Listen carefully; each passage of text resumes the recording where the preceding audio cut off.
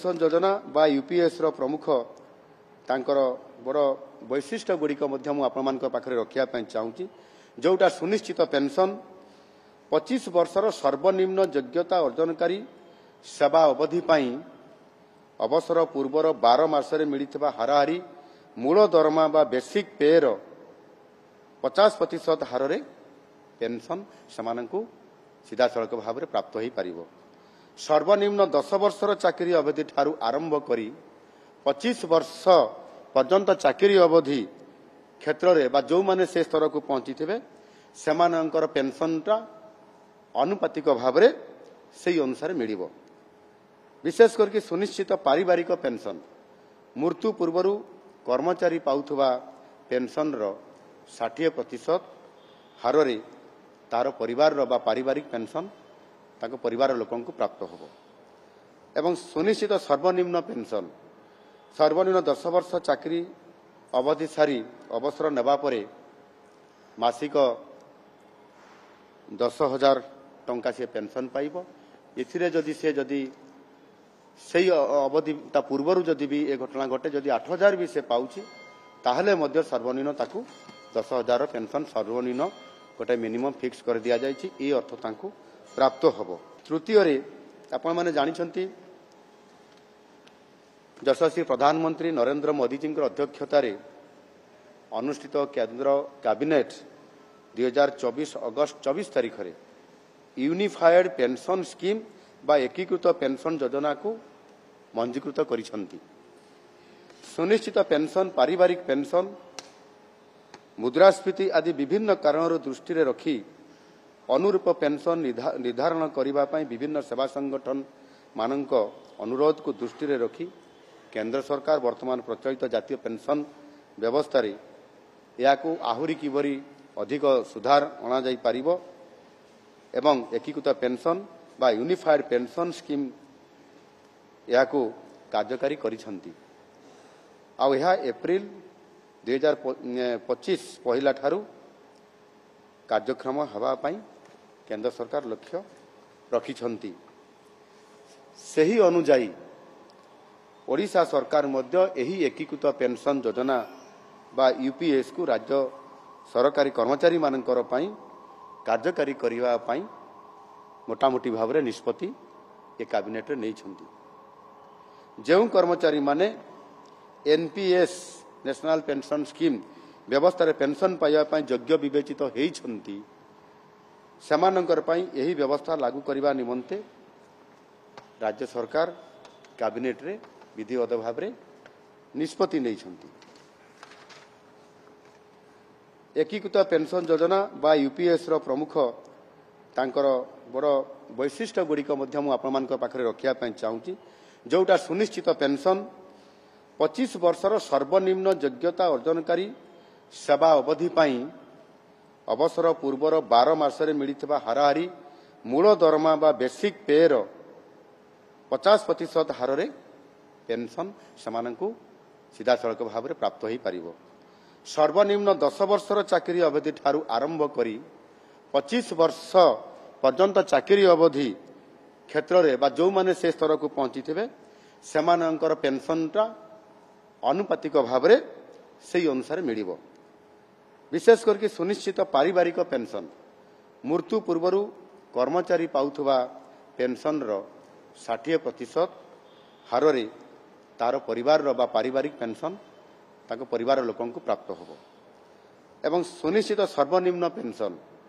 सर्वनिम्न 10 वर्ष चाकरी अवधि सारी अवसर नेबा परे मासिक 10,000 टंका से पेंशन पाइबो। इथिरे जदि से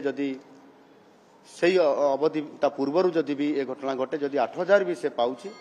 ताहले मध्य सर्वनिम्न ताकू 10,000 पेंशन सर्वनिम्न गोटे मिनिमम फिक्स कर दिया जायछि ए अर्थ ताकू प्राप्त होबो। एवं विशेष करिकि वर्तमान जो एनपीएस अधीन नेशनल पेंशन स्कीम एनपीएस अधीन थिबा 3,33,000 राज्य सरकार कर्मचारी माने यूपीएस चयन करने किंबा एनपीएस रे जोटा 2005 पर लागू होबो एनपीएस टा रहिबा पाई निष्पत्ति सामाने निजे सामाने निष्पत्ति नेबे जे सेमाने एनपीएस अधीन जोटा 3,33,000 राज्य सरकार कर्मचारी कथा मु कहली से यार यूपीएस चयन करने को किंबा एनपीएस रे मध्य रहिबा पई समान ही निजे स्थिर करि परिबे समान कोउथरे समान अंतर्भुक्त हेई परिबे एनु विशेष करी ए जो पेंशन पई विभिन्न जो समस्या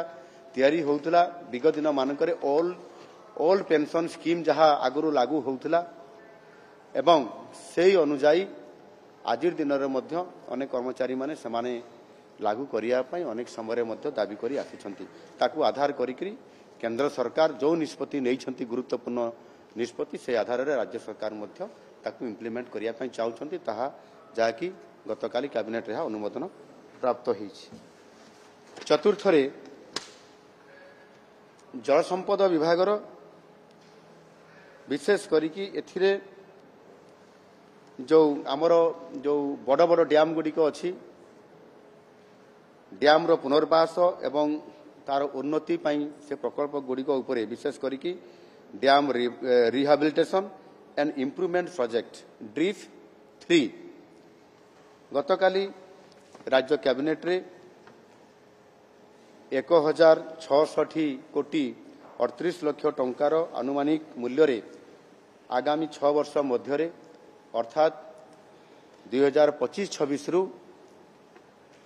2030-31 आर्थिक वर्ष भितर यही समय भितर विश्व बैंक एवं एशियन इंफ्रास्ट्रक्चर इन्वेस्टमेंट बैंक सहायतार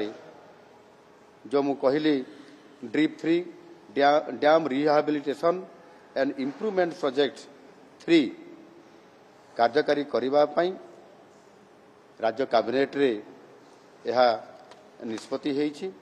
एवं यह अधीन रे 3टी प्रकल्प कार्यकारी हेबा पई स्थिर होइछि। एही प्रकल्प गुड़िक हैला हीराकुद डैम रो बाम डाइक रे अतिरिक्त स्पिलवे निर्माण हीराकुद डैम रो संकटजनक परिस्थिति रे जेते बेले इमरजेंसी आसीजिवो सेही परिस्थितिर सर्वेक्षण करी ताहार मरामती एवं उन्नतीकरण कराजिवो।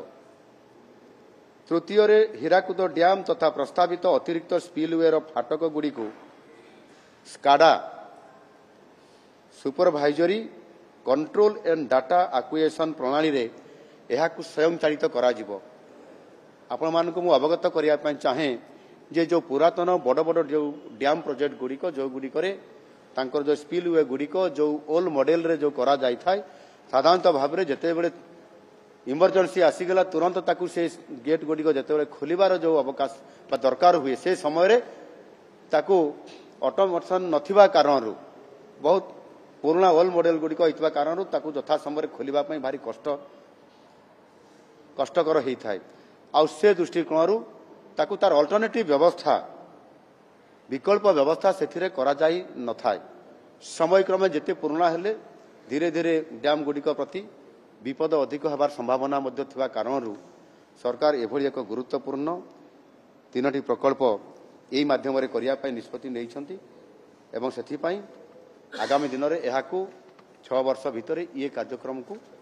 यहाकू संपूर्ण भाव में जातीय स्तर ये विभाग जल संपद विभाग अधिकारी मान सहित आलोचना क्रमे ये गुरुत्वपूर्ण निष्पत्ति मध्य आज कैबिनेट राज्य सरकार गतकाली निष्पत्ति नैछंती। ता सहित आउ किछि निष्पत्ति 11टा निष्पत्ति भितर भी आमे नैछु सेथिरे मु आपण मानकू मु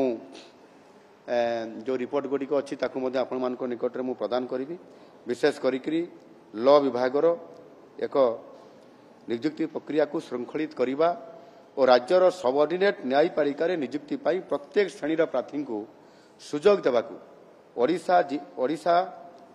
जिला तथा सिविल कोर्टर जुडिशियल स्टाफ सर्विसेस नियुक्ति पद्धति एवं सेवा शर्त संशोधन नियम 2008 को संशोधन करने पदक्षेप लिया जाइछि। ता सहित आपंकर विशेष करिकी केतरी ओडिशार बड़ नदी मानकरे सेथिरे ब्रिज करिवार आवश्यकता बहुत पब्लिक तरफ जनसाधारण तरफ दाबी हेबा कारण 4टी बड़ बड़ नदी रे बड़ बड़ पोल कर निष्पत्ति नियाची ता कैबिनेट रे अनुमोदन करा जाई परिछि। सेतिरे ओडिशा सरकार भद्रक चांदबाली रास्ता रे थिबा बैतरणी नदी उपरे एक सेतु एथिरे केन्द्रापड़ा और चांदबाली को संजोग करने पई ए निष्पत्ति निया जाइछि। द्वितीय रे कटक चांदबाली रास्तार भारीगड़ा ठारे खरस्रोता नदी उपरे पुराना सेतु निकट में आड़ी और चांदबाली को संजोग करने एक बड़ सेतु निर्माण करिवार राज्य सरकार कैबिनेट अनुमोदन करिसंती। ता सहित कटक चांदबाली रास्तार ब्राह्मणी नदी उपरे पुराना सेतु निकट में द्वितीय सेतु निर्माण करने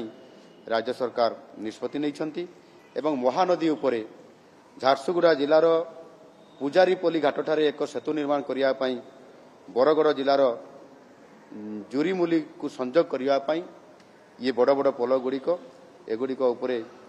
निष्पत्ति निया जाइछि एवं साधारणतः भाव में ये पोल गुड़िक आगामी 3 वर्ष रु 4 वर्ष भितर कंप्लीट करा जिवो एवं सेति पई आवश्यक अर्थ मध्य मंजूर करा जाइछि। ता रिपोर्ट मध्य मु आपण मान को प्रदान करूछि। एवं सेहि भली भाव में शक्ति विभागर ओडिशा अक्षय शक्ति नीति 2022 OREP 2022 रो संशोधन प्रस्ताव गोटे एथिरे आसीछि। सेथिरे विशेष करी राज्य में नवीकरण योग्य शक्ति प्रकल्पर विकास पई एक अनुकूल वातावरण सृष्टि करबा पई ओडिशा अक्षय शक्ति नीति 2022 ओडिशा रिन्यूएबल एनर्जी पॉलिसी 2022 प्रणयन करा जायथिला। तेबे एही नीतिर कार्यान्वयन रे चिन्हट होइतिबा परिचालनागत असुविधा को दृष्टि रे रखी